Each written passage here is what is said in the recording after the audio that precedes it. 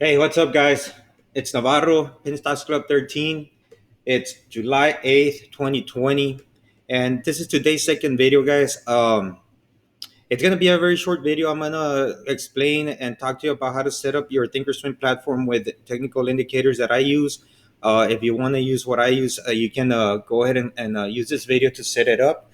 You can also use the technical indicators that I'm using on any other platform that you use, like Interactive Brokers, Fidelity, Webull, E-Trade, stuff like that.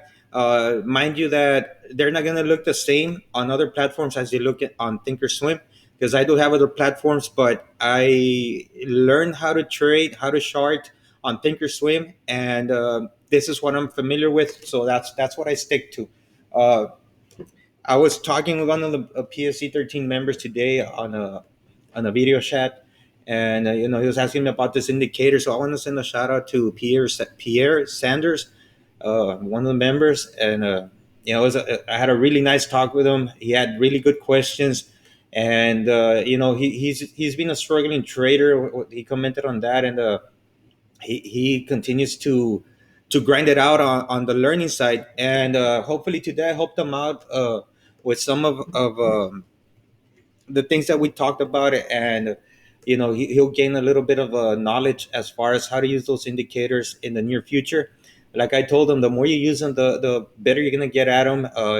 They're not going to change as long as you keep them there. Your eyes are going to get used to it, and you'll have no trouble like identifying the patterns and identifying where the price action is gonna go. All right, guys. So let's get right to it.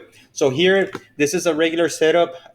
It's blank. There's nothing on it, and this is my main chart. And I'm gonna show you how to set it up, and then how to use this for the flexible grid. But I'll show you that in a little bit. Right now, let's get right to it. So the first thing I want to do is, I don't like to see the candles hollow. I like to see them filled.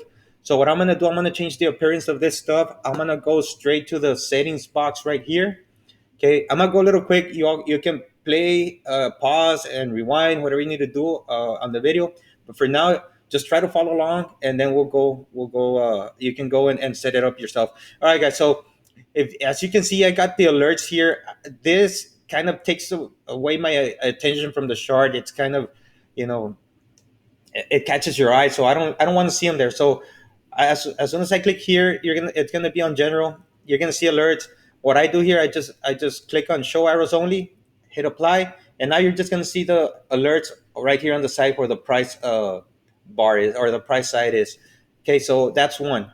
Second one, time axis. I don't like my chart to be very close to the price target. I want to see a little gap here, because it gives me kind of a sense to, or a way to see where the next candle might go, how it's gonna look, the next candle's gonna look. So I want to see a little gap here. So I'm gonna go to expansion area, and I'm gonna click on 10. That's all I need. I just need a little gap. I'm gonna click apply. So now I got the little gap. Now it gives me a better view of, okay, where do I think it's gonna go? What's gonna happen next? So that's the way I like to see that. And then the appearance again on the candles. I don't want them to be hollow, so I'm gonna fill them up. Now you got your candles filled.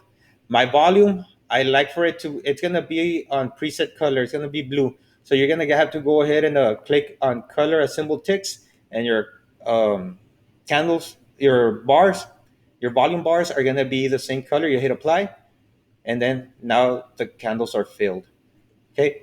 On equities, guys, this is where I make that mistake where I didn't see this, um, where the earnings were coming up. You can see them here, but if show corporate actions is not on, you're not going to see them, and that's how I make my mistake. So make sure that it's on. If it's there, just leave it there, hit apply, and okay. So now we set the appearance. We've got the chart going. This is half the stuff that we need to do. Now we're gonna go to this little scientific glass that we have here, and we're gonna go ahead and open this window. Once you get this studies window going, you're gonna click on the little bar here, the little window here, and you're gonna go ahead and type in, the first one is VWAP. Okay, you're gonna double click, and you're gonna add it to the list. So that's the first one. And for this, it's not as important to do it in the same order, but I like them in a certain order. So I go VWAP, then I go RSI. The next one is RSI. You're gonna add it. You double click on it, and it's gonna add. Then we're gonna add the MACD, MACD. That's the first one here, MACD. Okay, and there we go. We have them there. Now we're gonna add the EMAs, the exponential moving average. So for that, we're gonna type in EXP, and we're gonna go ahead and look for moving average exponential. That's the one down here. We're gonna click on it, double click on it once, double click on it twice, double click on it three times. So we're gonna have the moving three EMAs, one, two, three. Okay. After that, we want the simple moving average. So we're gonna type. You can type in simple. You can type in the whole word. It doesn't matter.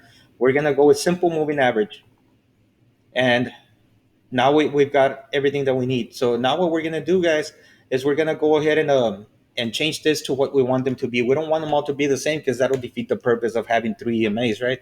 So we're gonna go ahead and double click here. You're gonna get another window here.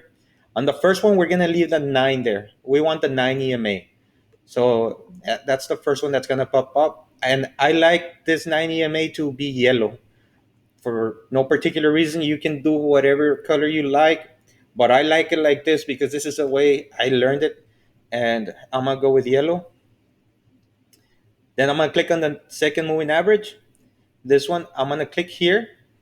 I'm gonna delete the 9 and I'm gonna add 20. So I'm gonna change this number to 20. The color, I like the purple for the 20, and I'm gonna go and hit OK, and that's set there. On this one, I'm gonna delete the 9. I'm gonna add the 50. I'm gonna leave the color as it is. Blue is okay for the 50.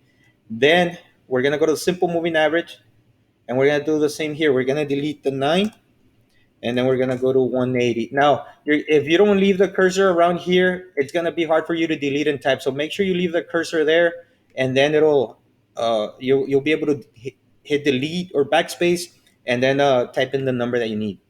So for this one, we don't want the blue one. We want the green color. So for the 180 SMA, the green color. Excuse me, guys. Okay, so now we got the 9 EMA, the 20 EMA, the 50 EMA, and the 180 SMA. Now we're set. Before we hit apply, we're gonna save this as a set. So you're gonna hit save as set, and you can put here whatever name you like, your name, your daughters, your sons, I don't know, your girlfriend, boyfriend, whatever it is, just name it something. In this case, I'm gonna put PSC 13. I'm gonna hit save, and there it is. Okay. Now, if we look at the chart, or if we go to sets here, there it is, PSC 13. Right. So we have it there. So now we're gonna hit OK, and we got our volume, we got our RSI, we got our MACD, and down here the level 2 is basically right there, guys. You're gonna have this on your chart. You gotta click level 2, and you'll get level 2 down here. Now, when you get level 2, it's gonna look like this. So make sure you go to the level 2, scroll all the way down. All you need is the first 3. That's it.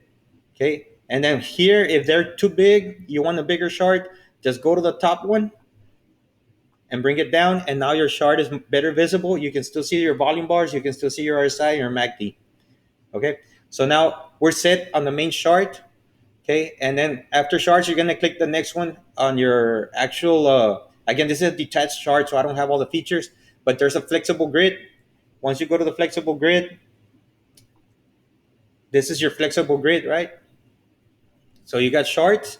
That's the one we're talking about. Then we've got the flexible grid, and